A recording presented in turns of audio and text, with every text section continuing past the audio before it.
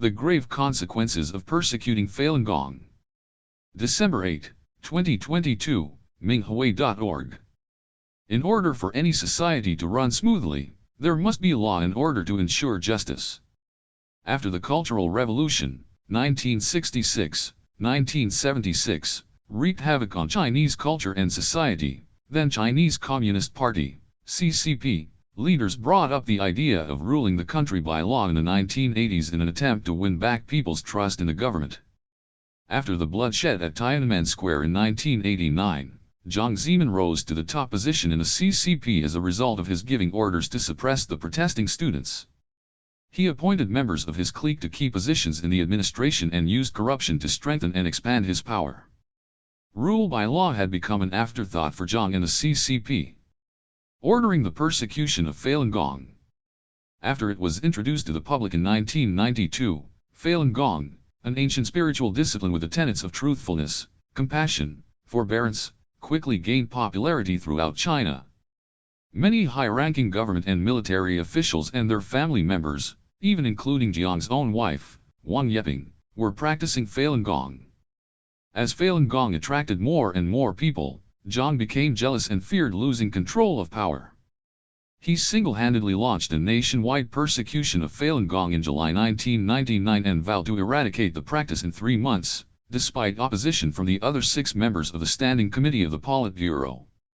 3 months after the start of the persecution, Falun Gong remained a popular practice, prompting Jiang to escalate the persecution in October 1999. In an interview with Le Figaro, a highly circulated newspaper in France, Jiang referred to Falun Gong as a cult. The next day the CCP mouthpiece People's Daily repeated Jiang's words in its columns. More propaganda pieces, including the Tiananmen self-immolation hoax, followed on state media as a way to justify and intensify the persecution. Political incentives for more brutal persecution. Jiang linked officials' political performance and promotion to their participation in the persecution in order to incentivize them to actively implement his eradication policy against Falun Gong. If a certain region had more practitioners going to Beijing to appeal for Falun Gong, the top official in that region would be removed from office. Back then, most of the practitioners appealing in Beijing came from Shandong province. Jiang said to Wu Guanzhang, the then party chief of Shandong province, that if there were more practitioners from Shandong appealing in Beijing, he would remove Wu from his post.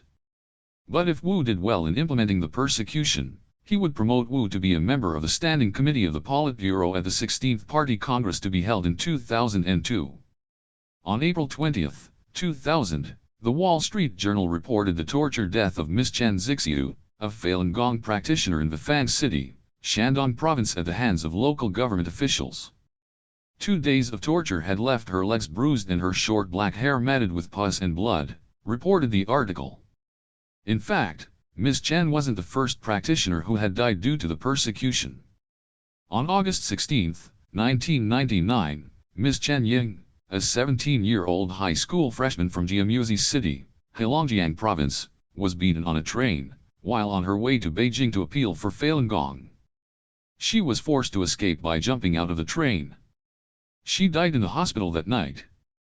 Following in Wu's footstep, Bo Zile, the then governor of Liaoning province and mayor of Chongqing, and Zhou Yongkang, the former head of the Central Political and Legal Affairs Committee, also closely participated in the persecution in exchange for political advancement. When Zhou was the party's secretary of Sichuan province between 2000 and December 2002, he once gave the order to the police, "You can let a murderer or arsonist go, but you must arrest the Falun Gong practitioners." At least 43 practitioners were persecuted to death during Zhou's tenure in Sichuan. The failing legal system. The procuratorates and courts in China are the last avenue for ordinary citizens to seek justice, but both of these were undermined during the persecution of Falun Gong. Francis Bacon, English philosopher and statesman, once said that an unfair judgment could be 10 times worse than a crime. Crime is a violation of law like polluting water, while an unfair judgment is undermining the law itself, similar to destroying the water source. Liu Batao, president of the Guangdong Province High Court, said during a meeting on September 2, 1999 to the presidents of intermediate courts in the province that they wouldn't accept any civil complaints filed by Falun Gong practitioners, no matter how their basic rights were infringed upon. Even practitioners who worked as judges or prosecutors themselves weren't spared persecution. Mr. Hu Qingyuan, an appeals court judge in southern Jiangxi province, was sentenced to 7 years on January 10, 2001. He died on March 22, 2001 after his leukemia that had disappeared after taking up Falun Gong relapsed in custody. Mr. Feng Haijun, a prosecutor for the Hukou City Procuratorate in Henan Province, was sentenced to 4 years on January 12, 2010 for talking to people about Falun Gong. When practitioners are jailed, they are subjected to appalling torture, from sleep deprivation to starvation, from savage beatings to electric shocks, from being forced to sit on a small stool to being hung by the wrists for hours or days. The arbitrary indictment and sentencing of Falun Gong practitioners eventually led to the collapse of the legal system in China. The Chinese media reported that back in 2005, several officials in the Fujian Intermediate Court of Anhui Province were investigated for taking bribes and engaging in gambling and prostitution.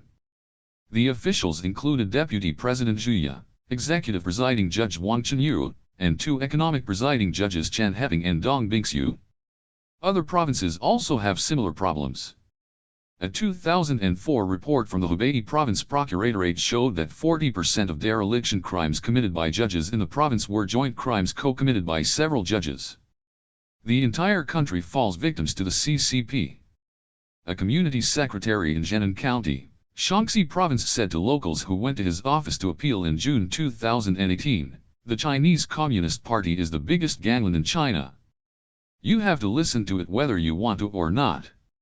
From the woman in chains, who was kidnapped and sold to a man in Suzhou City, Jiangsu Province, and used as a sex slave, to the missing college students, who were suspected of having become victims of organ harvesting, across the country in recent months, more and more Chinese people are falling victim to the CCP and have nowhere to seek justice.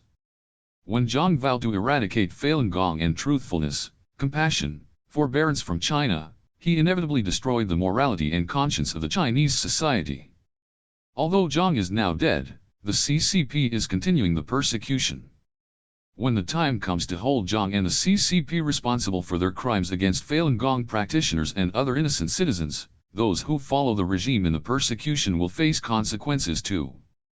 The perpetrators are advised to stop their participation in the persecution in order to ensure a better future.